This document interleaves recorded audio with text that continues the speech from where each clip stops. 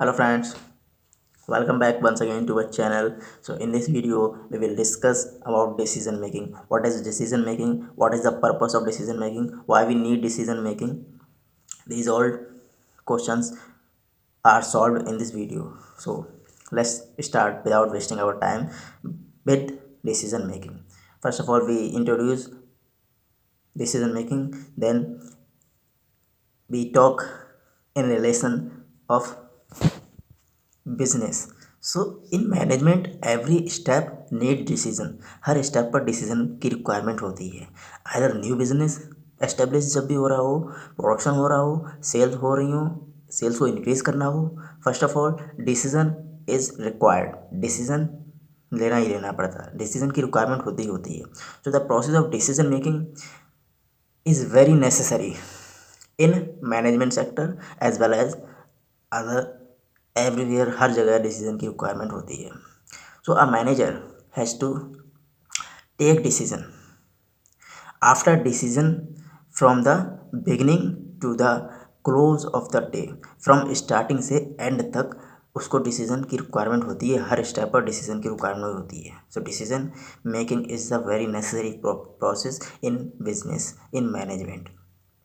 So central job is to decide what to do, where to do, how to do, when to do, how is to be done, and who is to do, whom is to be do.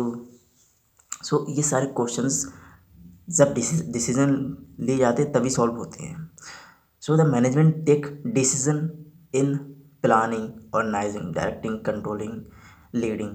ये सारे जगह पर decision के behalf पर ही सारे समाधान किए जाते हैं. So decision making is very important whether we talk about in management sector, business sector और अदर सेक्टर. हर जगह बिजनेस और हर जगह बिजनेस के साथ साथ और भी जगह डिसीजन की रिक्वायरमेंट होती है. सो अगर हम बात करें कि मैनेजमेंट में डिसीजन का क्या रोल रहता है, तो मैनेजमेंट बेसिकली टोटली डिपेंड रहता है डिसीजन पर.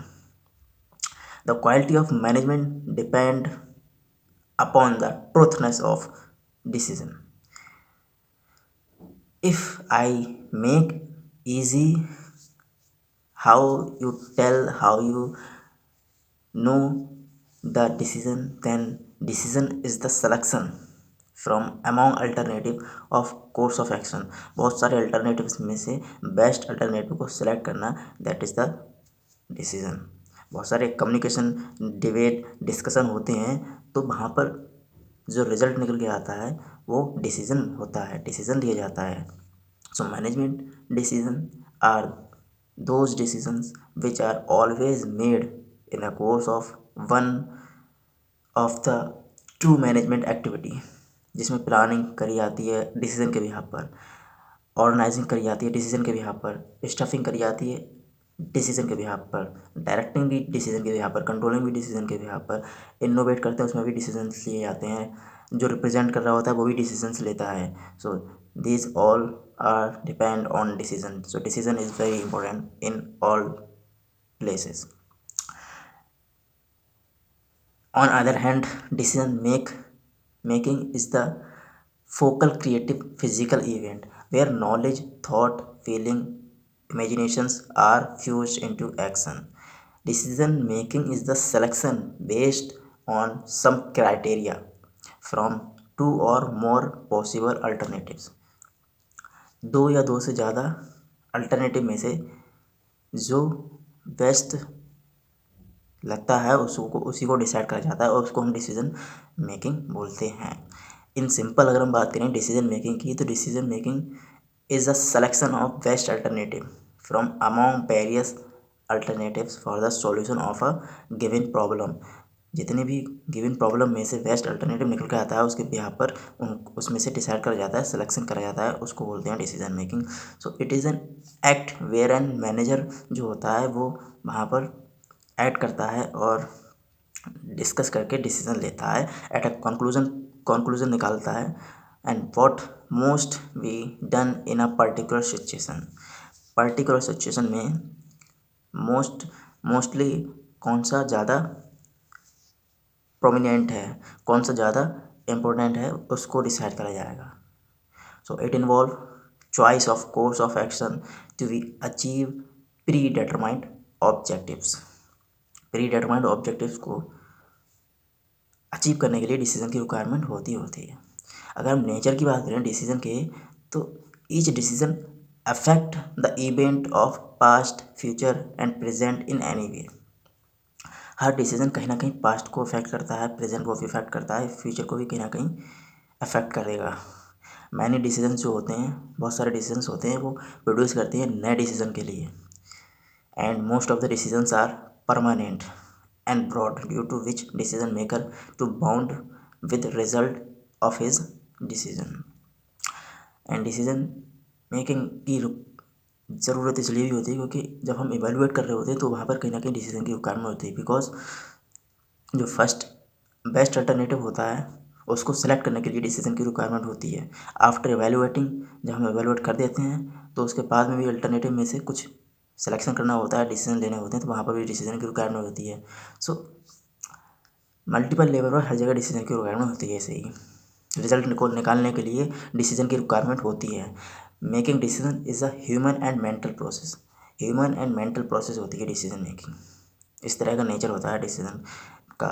सो decision making involve freedom to the decision maker about the final choice. Final choice को पाने के लिए डिसीजन मेकिंग की रिक्वायरमेंट होती है। इसमें फ्रीडम होनी चाहिए, तभी आप डिसीजन ले सकते हैं। प्रोसेस की बात करें डिसीजन मेकिंग की, तो यहाँ पर डिसीजन मेकिंग जो है उसमें फर्स्ट ऑफ ऑल हमें फाइंड करना होता है, डिफ़ाइन करनी होती है, प्रॉब्लम के लिए डिफ़ाइन करना होता है। डिफाइनिंग द प्रॉब्लम मतलब ये फर्स्ट प्रोसेस का स्टेप होता है डिफाइनिंग में, सॉरी डिसीजन मेकिंग में, जिसमें हमें डिफ़ाइन करना होता है प्रॉब्लम के लिए, जिसमें डिसीजन मेकिंग जो है उसमें सफिशिएंट टाइम लिया जाता है, तभी डिसीजन लिया जाता है सही।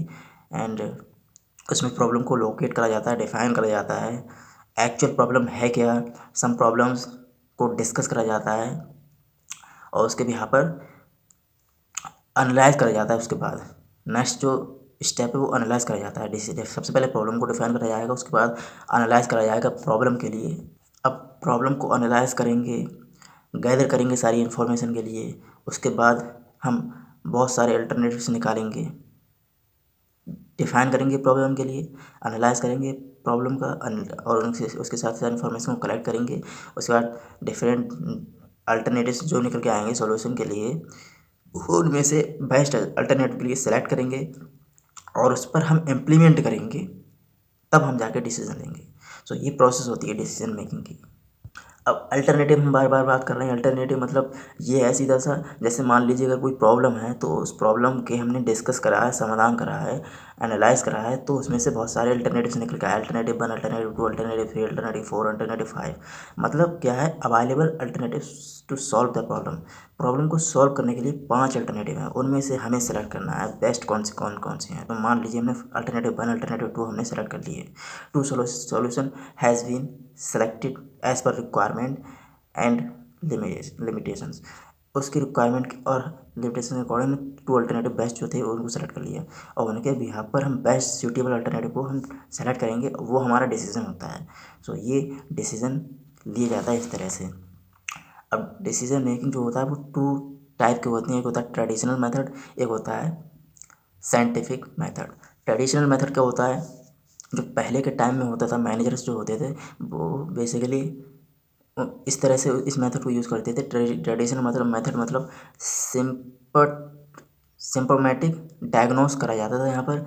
जैसे हॉस्पिटल्स में थेरेपिस्ट जो होते हैं वो किस तरह से जाने जाते थे एंशियंट टाइम में, जो थेरेपिस्ट जो हैं वो एक्सपीरियंस के बिहाफ पर काम करते थे। जैसे कोई भी डिसीज़ है मान लीजिए, तो कोई सिम्टम है, तो वो बिलीव करते थे कि वो सिम्टम बेसिकली डिसीज़ है, and they believed that symptom is not a false. So they would diagnose the disease according to symptom. वहाँ पर वो सिम्टम कोई डिसीज़ समझते थे और उसके बिहाफ पर डायग्नोज करते थे डिसीज़ के लिए। External symptom are not available at that time, so they कहीं ना कहीं वो फॉल्स हो जाते थे, कहीं ना कहीं गलत हो जाते थे। So doctors now have adopted the analytical method. इसने आज के टाइम में जो है ट्रेडिशनल मेथड में वो कैसे डायग्नोस करते हैं, एक्सरे आ गया है या फिर इसके साथ ही अल्ट्रासाउंड आ गया, उसके बिहार पर डायग्नोस करते हैं। तो ये कहीं ना कहीं डिसीजन इसके बिहार पर लिए जाते हैं डॉक्टर के द्वारा। तो ये ट्रेडिशनल मेथड था। इसलिए when medical science we can not depend always on symptom. Medical science जो है वो हमेशा सिम्टम के ऊपर डिपेंड नहीं रह सकती। अंदर क्या है प्रॉब्लम, वो सिर्फ और सिर्फ अंदाज़ा लगा कर ही डायग्नोस करते थे डिसीज़ के लिए। लेकिन आज क्या है कि टेक्नोलॉजी आ गई, उसके बिहार पर सिम्टम को जाना जाता है, उसके यहाँ पर ट्रीटमेंट करा जाता है। तो ये उसके भी यहाँ पर डिसीजन लिया है, राइट डिसीजन उसके भी यहाँ पर लिया जाता है डिफरेंट डिफरेंट टेक्नोलॉजी के भी यहाँ पर। तो ये इस तरह से डिसीजन लिए जाते थे।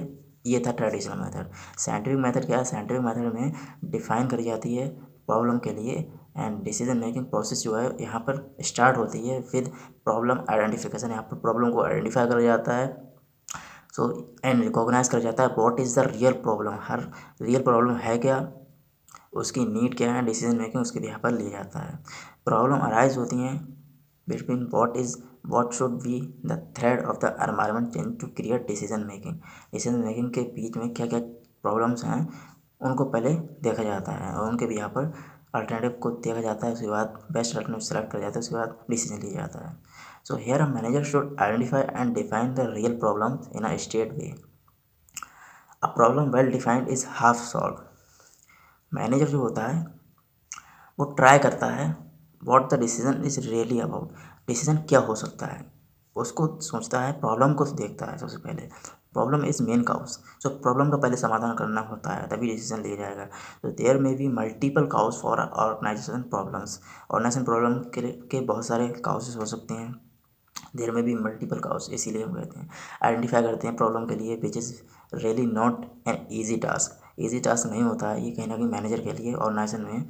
सो इसीलिए टू रिकॉग्नाइज करना होता है यहाँ पर प्रॉब्लम के लिए जल्दी से जल्दी मैनेजर के द्वारा।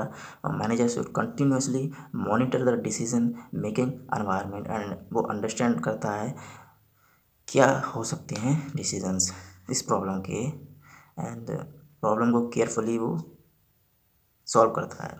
To achieve this purpose he may have to look in management report. Management report को देखता है, चेक करता है प्रोग्रेस कहाँ पहुँची एंड कंपटीटर को देखता है, एसेस करता है फैक्टर्स के लिए। बहुत सारे कंट्रीब्यूटर जो कर रहे हैं, एम्प्लॉयज़ कर रहे हैं जो कंट्रीब्यूट अपना योगदान कर रहे हैं, उनको देखता है एफिशिएंसी कितनी हो रही है, प्रोडक्शन कितना हो रहा है, इनएफिशिएंसी कितनी हो रही है, तो सब चीज़ें देखी जाती हैं मैनेजर के द्वारा।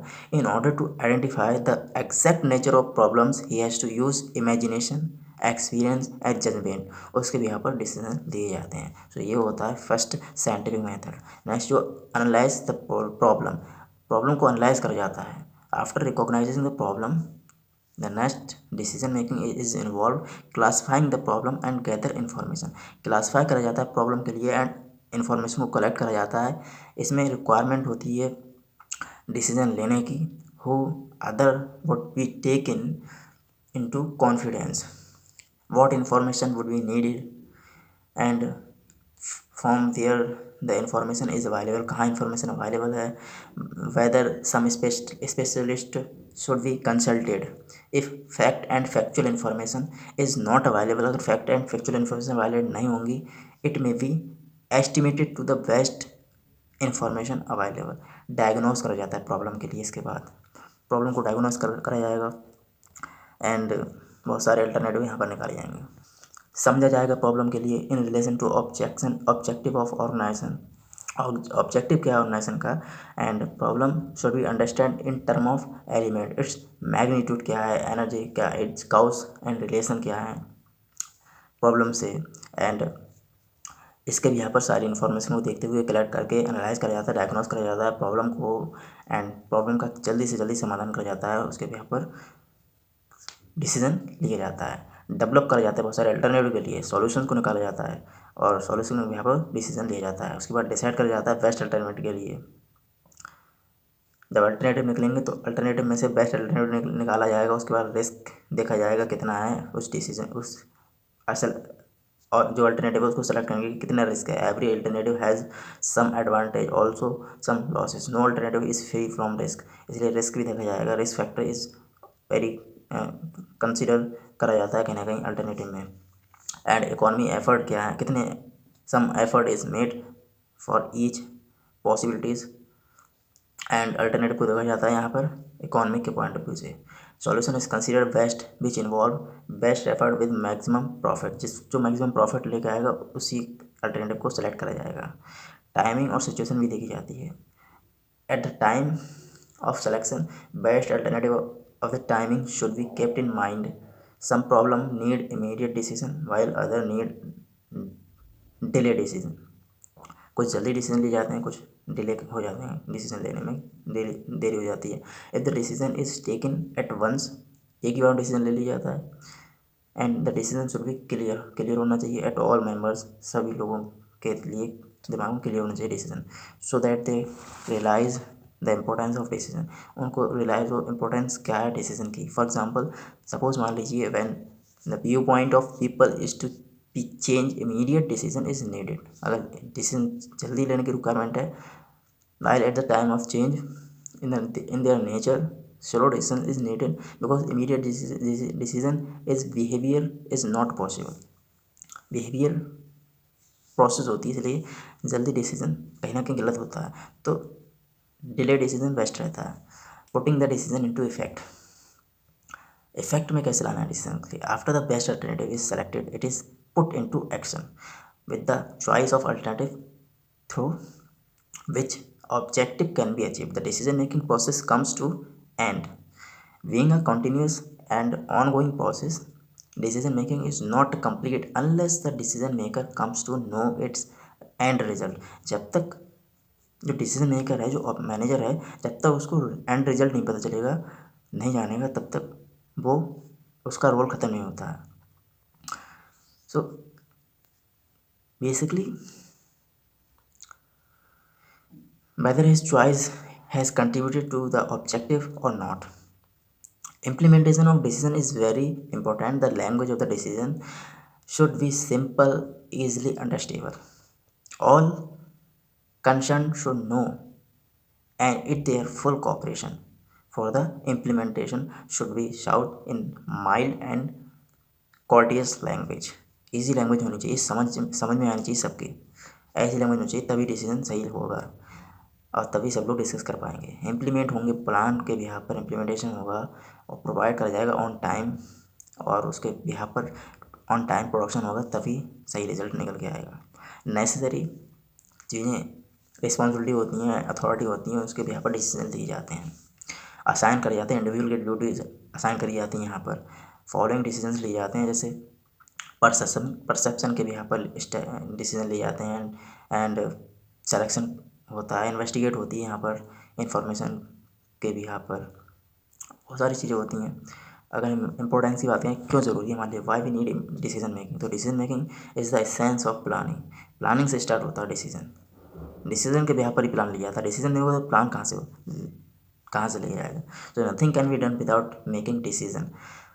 It is backbone of every business, business का एक तरह से बैकबोन की तरह कहा जाता है डिसीजन के लिए। सो every aspect of management function is more or less performed through proper decision making. It helps to set objectives को सेट करता है डिसीजन, टू प्रिपेयर करता है प्लान के लिए, डिटरमाइन करते हैं ऑर्गेनाइजेशन स्ट्रक्चर के लिए, मोटिवेट करते हैं पीपल के लिए, एंड इंट्रोड्यूस करते हैं इनोवेशन के लिए डिसीजन के बिहाफ पर। ऑल्सो एक्सपर्ट क्या कहते हैं, डिसीजन मेकिंग जो है वो बहुत इम्पोर्टेंट है according to expert, but in consolidated point बात करें the importance of decision making, तो basically management and decision making are inseparable.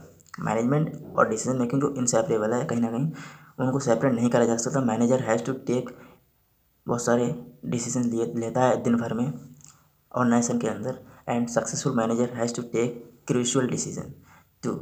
So it is clear from the previous discussion that decision making is nothing but the choice of best suitable alternative from a group of alternative में से best suitable alternative को select करना ही decision होता है और उसको selection भी बोलते हैं कहीं ना कहीं. The success and the efficiency of management as well as manager rest upon the right decision or right time. That's best decision for manager. So all function of manager or management consider decision making important. Yes friends, so all function of management namely planning, organizing, controlling, coordination, motivation, ये क्या है function है management के, हमने पहले बताया, discuss कराया कई वीडियो में. So decision making relating to structure, method, nature of function, division of work, authority, responsibility, capital, production and establishment of organisation, ये सारी चीज़ों, इन सारी जगहों पर डिसीजन की रिक्वायरमेंट होती है. So every place decision is very necessary. Decision making help in business policies. In making business policies, a broad assessment of various departments, their work, their objectives is made.